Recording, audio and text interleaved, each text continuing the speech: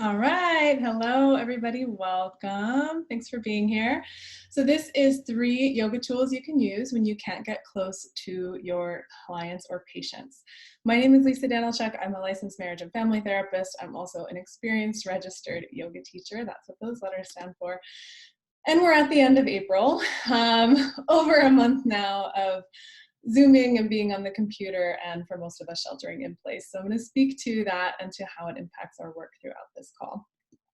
All right, so welcome all of you joining, all of you watching the recording. I want to begin with a reality check, okay?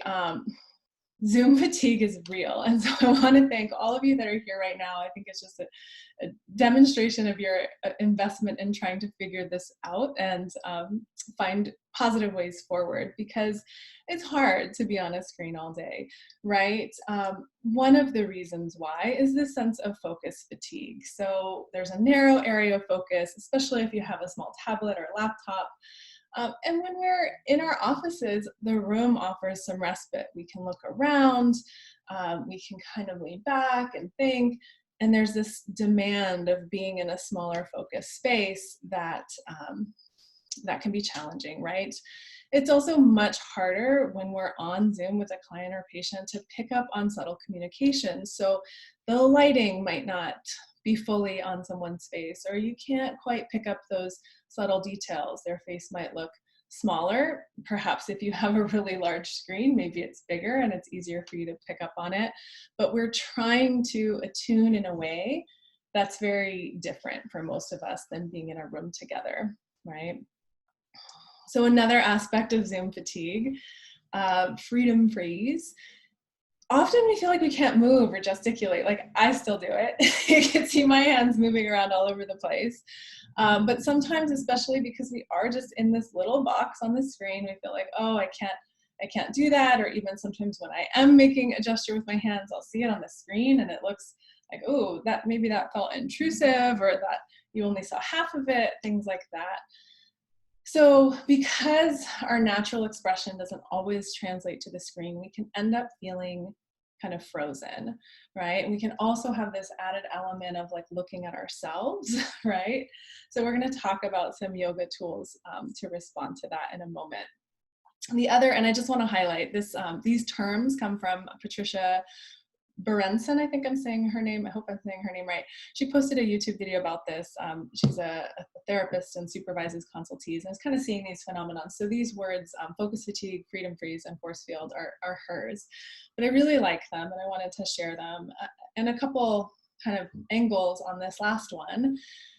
Force field, in what she talks is about, this isn't really our first choice, right? To be doing therapy online. Most of us would be much rather be in person with our people. And there might be some benefits, right, to working from home, but it's also often challenging. So it's not our first choice, and yet it's what we have to do. So there's an element that can feel like we're forced, right? Our choices are limited. Of course, it's our choice because we're looking out for the safety of everyone, but our choices are limited. The other aspect of force field that I think is important is, folks are stressed, right? And the overall environment is setting the tone for us. There is this reality of a global crisis happening, and we're in it. We're in the soup. Our clients are in the soup. And so there's this larger sort of force field of trauma, right? Of loss, of threat to life, of just massive change, that's real. And we're all in that in different ways. We're all in it together, right? It's harder to differentiate. So from there, right, reality check, Zoom fatigue is real. What can we do with that? The first thing, and this is just kind of setting the tone for some of the yoga skills I want to share, is to zoom out, like actually connect with your own environment. I have like this bright yellow water bottle that I have. I have a little crystal Himalayan salt lamp right next to me that I can touch, or bring some light. I've got plants everywhere, right? And so looking around, we'll talk about just de-engaging, can be really helpful, and attending to your own comfort first, connecting to your own environment first, can really support you. And you can also support your clients and patients in getting comfortable in their environment. So consider like position or movement, or sometimes the option to just go audio. I know for myself, I'm on the computer so much with my clients and in other ways that I'm just doing my therapy on the phone right now. Like that feels so much better for me to get on the phone, go outside for a walk and talk through, rather than sit and be in this sort of focus fatigue place again.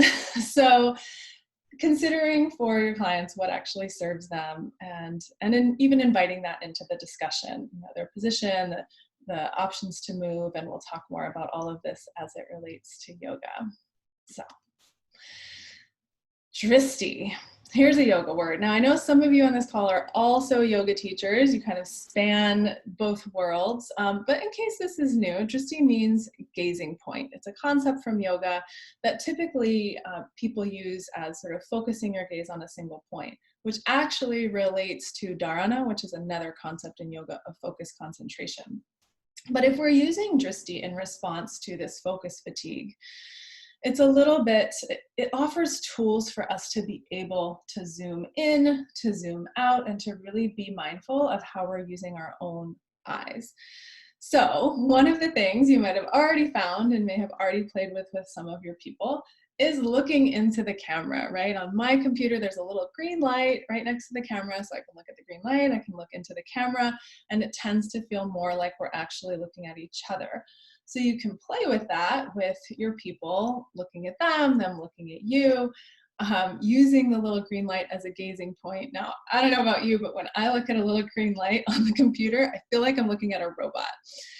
So there's a disconnect there, right? Oh, let me look into your eyes. Oh, I feel like I'm staring at a robot. And then you have the draw to want to look back down at the face on your screen. So I think speaking to that is great. Playing with it, you can call it Dristi, you can just talk about where we're putting our eyes. You don't have to obviously use the Sanskrit term unless it's something your client's familiar with and is interested in as well. I know some people will actually put next to the little green light a picture. Now, I doubt all of you have pictures of your clients, or you're going to be swapping them every 50, 60 minutes. So something like a sticker, a star, or if you have a client that really likes Snoopy, you could put a sticker of Snoopy there that just reminds you that like this will bring the feeling of eye contact. And I want to also mention, and this is a little bit further down in the point, some people actually feel safer when they're not stared at. So there's also, I feel strongly about this element, and you'll see me doing it now, of like it's okay to look around. And this is really also where normalizing the needs of our eyes comes into play. We know sitting at a computer, we need to get up and move every so often, right? 30 minutes or so. And we also know that having an intense focus on a screen for a long period of time can, for some people, cause headaches, or can just be a strain on your eyes. So I'll actually encourage people to look back at what's behind the screen, to look out their window, to take a moment of pause and really make that okay. And that helps to lessen that intensity of the focus fatigue and give a good, healthy reason why we might want to also look somewhere else. Yeah. So with all of this, I think it's helpful to actually discuss the felt sense of connection. Like, how is this feeling for you? And you might even notice watching me right now, like, how is it feeling that I'm looking at the trees out the window? How is it feeling if I look into the camera? How does it feel when I'm looking at myself in my little picture box in the corner? Like, just what does it feel like for you in terms of my Dristi, or in terms of your gaze with your clients, right?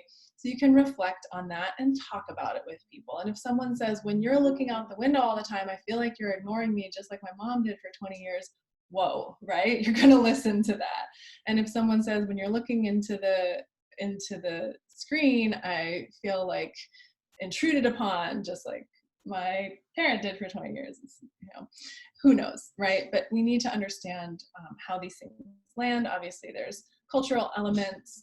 There's a lot of discussion about trauma and eye contact, and how for some people it's overwhelming or intrusive, and for some people it's calming or grounding or settling. So it depends. And the only way we can really know is if we talk about like, how does this feel for you? So many of you probably done this already, but just checking in like you would with an early client, like, hey, how is this going for you? What are you noticing? What are you needing? That conversation can be really powerful. One thing that's a little bit from yoga, I learned this from a yoga teacher named Carrie Owerko, who's based in New York, is a horizon scan. Now, I know some of you are doing EMDR, which adds an extra element of challenge to online therapy. But what Carrie does is in a yoga transition or posture, and I'll give an example of this in a moment, actually scan eyes along the horizon. So doing that is meant to offer a little more sense of soothing to our systems, right? A little more like, okay, I'm all right. And there's a lot of reasons that could be the case. It might simply be biological. It's also obviously those of you who work with PTSD a lot, scanning and knowing that you're safe, knowing where your exits are is important. So this is something that I found with a few folks is helpful to just start, right, with orienting to the environment and even doing like a little scan back and forth with the eyes. And I'll give an example of that in a moment too, pairing that with some movement. So one more thing to bring in this concept of Drishti. We're cultivating focused attention already, right? It's this focus fatigue. So much is happening in this space, in these little squares and these little boxes. So we can work with that, but we're also a little bit in excess of that. So building out this peripheral awareness. Oh, I'm in my room and you're in yours. I'm in my body and you're in yours. We don't have to just be these two little faces right up close together in the screen. That can help, from my experience, alleviate the focus fatigue, kind of opening up. So one last yoga practice I'll offer is to have that focused attention. So right now I'm looking at the camera, right? I'm looking at you, but at the same time, I'm very aware of the blue wall and the green plant and the yellow water bottle. So this isn't to like lean away, right, too far from your people, but it's to stay in your own space and a little more oriented even. All right, so that's Drishti. Obviously, when we think of yoga, we think of postures and shapes. So one thing I'll do, I actually practiced this earlier, sometimes I'll just stand up and stand back. So I'll say something like, you know what, my back's starting to hurt because I've been sitting down. So I'm actually gonna pick up the computer and I'm gonna stand up. You guys get a nice little tour of my office. There's the green plants I mentioned. And I'm gonna do some work from over here. How does this feel, right? And then the light's a little off. So you can actually say, all right, I'm gonna pick up and I'm gonna move. We're going on a journey together. And then I'm gonna sit back down to take care of yourself, right? So stand up, stand back, obviously checking audio, but allowing yourself to move is the antithesis of that freedom freeze, right? That like, oh, I don't know what to do with my hands and I have to be here in this little box. Also, I mean, even aside from what's going on right now, I love doing movement in between sessions, yeah? So any of you done improv before? There's an exercise where you shake each limb. So you would shake your leg, 5, 4, 3, 2, 1, shake your arm, 5, 4, 3, 2, 1, shake your other leg, 5, 4, 3, 2, 1, and then you can count down, 4, 3, 2, 1, 3, 2, 1, 2, 1, right? And you're just shaking your body. Doesn't have to be that regimented or just one fun structure, but shaking your own body, walking. I know people who are kind of batching clients, like 2 clients together and then an hour off, 2 clients together and then an hour off. I know not everyone can go outside. You might be walking, marching in place. Even that's really good for right-left brain integration, right? These simple cross-curl exercises can bring a sense of relief from the focus fatigue and the freeze, the sort of I can't move. So you can explore movement that works for you. These are some suggestions. I just did some jumping jacks like 5 minutes ago. I did jumping jacks, I did chaturanga. In between, I just like to move my body because I feel it getting like tired and heavy. Now, great one that especially if your people are doing a lot more computer work, I know some are, some aren't, inviting in something like a neck roll or a wrist roll. So I'll just show those here. And let's just try that one now together. So you're all looking at a screen right now. You can use an exhale to bring your chin to your chest, and then gently right ear, right shoulder, and then gently chin to chest. I could do this forever. Left ear, left shoulder, right? And there's variations of this where you look down. Some of you are familiar with those. You know, and you can invite movement from your client, or you can offer something or just model and say, you know what, I'm just going to do a quick neck stretch because I feel like I'm getting really frozen up in here. With neck movements, oh my goodness, this is just so good. With neck movements, I always think of, right, and yoga comes from, its roots are in India. I always think of the head bobble that you find in India, where it's like a nod, it's like a yes or a no, and I can't really do it justice, but it's this little sort of wiggle, right? That feels so free to me. It's like, oh, it's like, and you see someone do it who's grown up in that culture, and it's just a natural response, like for us, for me, nodding my head. And it looks like their head's floating. There's just so much freedom there. So again, the opposite of this freeze, the opposite of clenching, finding a little bit of freedom in the neck, also in our wrists if we're typing a lot. Sometimes if I am doing that, I'll just do little wrist rolls, or if someone just came from meetings and notes and then they're on the computer with me again, we'll just say, all right, let's like check in with your body. What does it need? Any little stretches? And we can do those together, and just gentle movement, right? They're not these extreme yoga postures, which obviously are difficult to translate into a setting like this.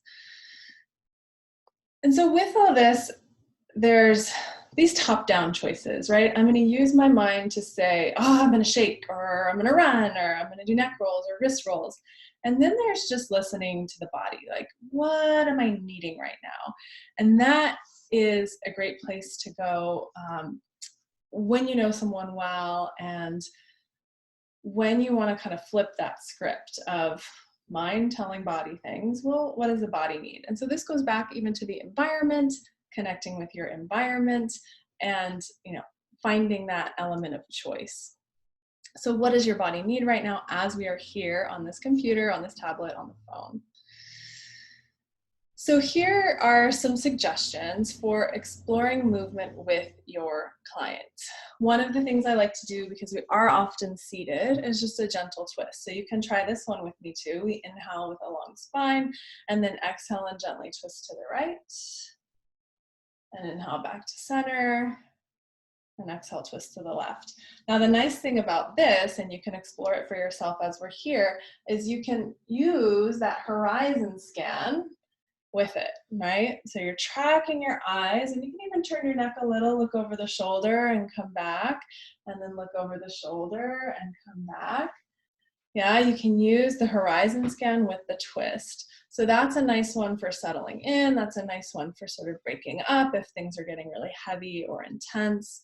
You can also try a side bend where you reach up and over. I like to use my arms. You could just do that by kind of reaching the arms down to the side as well, but just ways to bring a little more motion to the spine. When we're sitting for a long time, we start to just usually collapse or get rigid. So these little gentle motions can just be healthy for our bodies as clinicians and with our clients, right? They say often sitting is the new smoking. So like just bringing a little bit of this movement into it can be really helpful. When people are getting really anxious or overstimulated, I'll often invite a forward fold. We know in yoga practice, this is like a cooling, sort of soothing response. It's not that way for everyone. I have known people who get, claustrophobic or more anxious. So always check in, always defer to your people. But I'll just like maybe cross my arms like this on the desk and lean forward. It's another way if you are wanting to literally lean in and feel a little more connection, you can do it that way. Someone could also rest their head down and just take a few breaths and see what impact that has.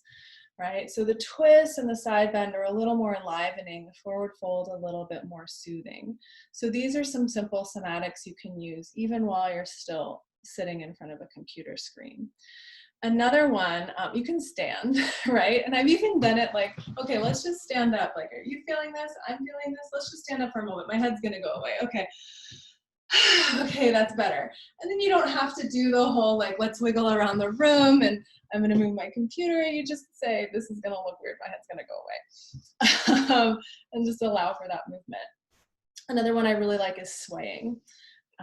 I get nauseous very easily. So if you don't like it for that reason, or if your people aren't feeling it for that reason, right, you can notice that and choose something different. But there's a sense of rhythm. It's a way you can connect your movement and your client's movement. And, I know with this apparatus, we're mirrored opposite. So you can work with that or just kind of sway in the same pace. And find some kind of rhythm. It might even be like a rocking chair or something like that, that helps bring some movement into this really still focused place. One more thing in terms of exploring movement with the client that I found super helpful is something called bubble breathing, and I'll circle back to this in a moment too, which is just an inhale where you reach your arms out and up, and an exhale where you reach your arms out and down. And I always encourage people to think of drawing actually a bubble with their fingertips. Now, this could feel a lot of different ways for a lot of different people, but if you focus on creating a safe, healthy, positive vibe bubble, you can invite in all kinds of imagery here, right? Like, is there a color that you want to fill your bubble with? Or is there an energy? Or is there something that only exists outside or inside the bubble? And this can even connect, obviously, we're all keeping distance from each other these days. People can imagine a positive bubble around them going out and really visualize that in a healthier, helpful way, rather than in the sort of fearful way that happens as well. Okay. So twisting, side bending, a little more energizing, forward fold, a little more soothing, standing or swaying, or ways you can just respond to what's happening in your body and your client's body. And this bubble breathing can be really specifically about bringing in the positive, like bringing in the protective imagery. With all of this, obviously a huge piece of yoga is breath. And I always go back to just finding ease in the breath. So this might be harder to pick up on if you're with someone in an online session rather than in person. It's a little bit easier if you have kind of like, you can see me now, like up to chest. If you can see this area, you can tell if there starts to be this tension or gripping or clamping down. But inviting easy breath, right? Just what if we were to soften the edges around our breath? What if we were to take like a really deep, easy breath? What might happen? And I know some of you work with people who are going through and have been through really severe trauma, and even the breath is a trigger. So if that's the case, come back to the environment, come back to the other resources. But that easy breath, even you modeling it, can be super helpful for people. So noticing your own breath, finding some ease in your own breath, and inviting that with your people if it's appropriate. With that, in terms of yoga, most pranayama or breath manipulations or exercises will focus on either an elongated inhale or an elongated exhale. Now, obviously, if you're doing these with people, you need to have practice in them, have training in them, but something as simple as what feels better, taking a deeper breath in or a longer breath out. In general, folks who are feeling anxious are going to move in that direction towards like a panic attack where the breath is stacking and short and there's not enough breath coming out. So if you know someone's anxious early on, hopefully before it gets to panic attack stage, you can say, what does it feel like just to clear all that out? And I like to add visualizations, right? We know it's true. We inhale oxygen, we exhale carbon dioxide. You can kind of start from there and then say, okay, let's breathe in energy or life or oxygen, and let's breathe out waste or anything we want to get rid of. And sometimes, you know, people might find a count helpful here, but I think it's more even, you can just focus on a little bit of a longer exhale or a little bit of a longer inhale. I mentioned this in another webinar I did recently, where for kids, for breathing in, you can think of smelling the flowers. For breathing out, blowing out birthday candles, as long as those things wouldn't be a trigger for whatever reason, right?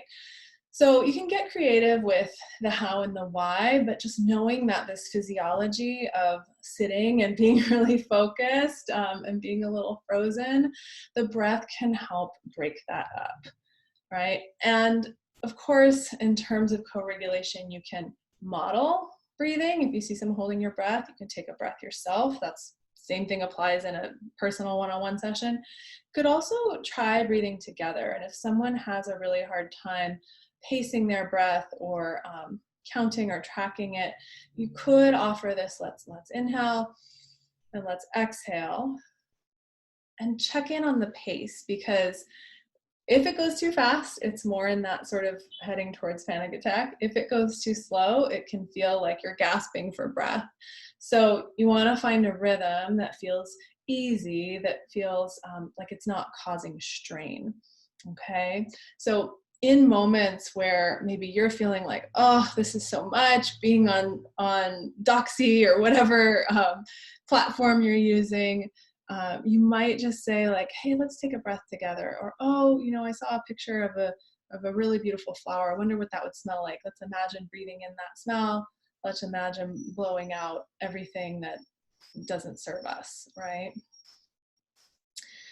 So those are options with the breath. We're coming close to time. I want to make sure to cover these last few points, all right? So in response to this force field concept, choice and boundaries are super important. So this is a concept from trauma-informed yoga. It overlaps obviously into trauma therapy. So bringing choice in within this new framework is what I'm talking about. We've already given some examples of that. Where do you want to sit? How do you want to feel? How do you need some support with this framework we're in, with this modality, right? So you can explore choices with your people. Something like, do you just want to switch off the video sometimes? Do you want to speak over the phone instead? Do you need to step outside, maybe carry your tablet with you? And even in terms of the grander crisis at hand, discussing what is the best way for people to help. Most people want to help. I mean, you can start there, right? Make sure you're on the same page there. Most people really want to help resolve this problem. And for some people, it is true that the best way to help is to stay inside. And that's really hard for a system that is activated for response and wants to do something. So connecting that and, you know, even redirecting some of that energy into gardening or something physical that's accessible, building things, creative crafts, but actually naming and connecting that loop of this is the best way for me to help. I know for a lot of you, the best way for you to help is just to maintain and support your people and ask for help and be really gentle and kind and compassionate with yourselves, right? Because we're all going through this. Again, it's a soup that we're all going through together. So identifying exactly the best way for me to help is to take really good care of myself and keep showing up for my clients, or to take a week off because I need it, or to volunteer in a certain way, or to make sure I'm staying home and being really safe. Closing that loop can help with our sense of having a choice in this larger matter. And then boundaries. This is like a big concept, but most of you, you know, who do therapeutic work, this isn't new to you. In developmental psychology, right, we need connection and we need differentiation. We need to feel together and with people, and we need to feel ourselves. So with that right now, particularly people who really live alone and feel isolated, but for all of us, mindful media consumption, it's something I've talked about with almost every single one of my clients. You know, how much news you're watching, when are you watching it, how is it impacting you? How is it serving a need for connection, and how is it maybe pulling you into overwhelm because now you're steeped in the soup of everyone's trauma and not just your own that's coming up. So the differentiation could be the safety bubble that I talked about earlier, the boundary breathing, right? And really differentiating like what's mine and not mine, and what can I do within this global crisis. There's all kinds of people helping. There's all kinds of people doing different things, but what is yours? What is within your scope and what is not? So I think for those of us who are helpers, right? Those of you listening and watching, you probably really want to help more than is within your bandwidth right now. So differentiating what is yours, dealing with what is yours can really serve the greater whole. And just picking those things like, this is the best way I can help, and committing to that can help with the overall sense of fatigue or freeze or being in this force field of something that's pretty intense. All right, so just to review, we talked about Dristi as a response to the narrowed in focus fatigue. We talked about having a flexible gaze. Also, movement as a response to the freedom freeze, right? Movement for yourself, movement with your client, movement with breath. And then we talked about choice and boundaries as a response to this force field, right? So what is possible for us to do? What can we choose? And how can we both feel a sense of connection and feel a sense of differentiation within everything that's going on in our communities and in our global community? All right, so I hope this is helpful. We do have a recording coming, so if you missed any part of this, it'll come out to your email. I've also had 2 webinars recently that I mentioned: 5 ways to support trauma survivors in your online yoga classes for those of you that are yoga teachers, and 3 ways to use body and breath to cope during crisis. That's a general one where you could probably find even more yoga techniques to use, out on a mat, for example. So if you're interested in those, just respond to the recording and we'll send those over. We also have a Yoga for Trauma 8-week online training program starting May 4th. I'm super excited about that. If you're interested in applying, howwecanheal.com/Y4T has all the information and the application. But I wouldn't leave you without a moment of cute. Here's a pig snuggling a baby goat. Baby pig, baby goat.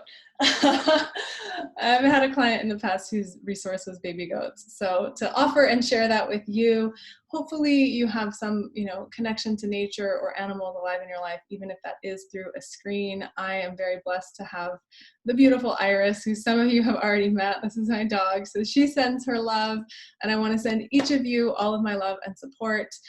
Thank you for being here and for doing this important work. And I will be sending out the recording shortly. Thanks so much, everybody. Namaste.